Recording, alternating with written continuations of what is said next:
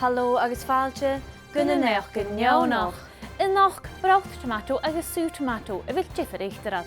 Co an presentar a sear CBBC Alpa. Agus aris háiríte mo bhrách bhil chalam.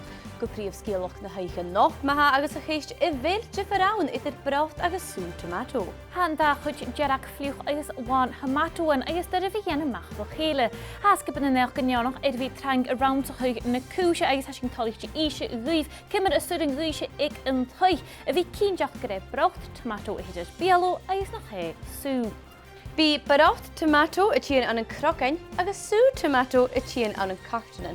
Cuideach a braucht tomato mar is abas téneach go dúpa agus a sú tomato fuair.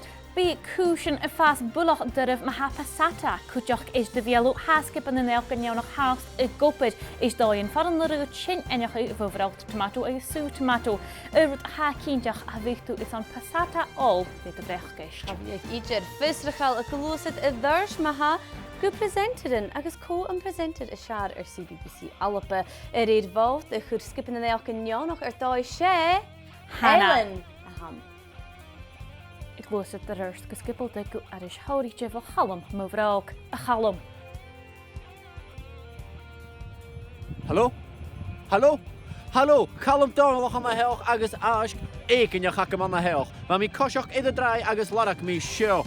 Brák a ham. De cha rús a brák, de cha dunne sa bí brák. Ma sé seo a bhrách acuse scríbh cé plánig bbc.co.uk. Ma siú giúntain brák hai acam sa. Edas ucuse sa studio. Adis, háda sé garíirih brach ar chail cuach gach.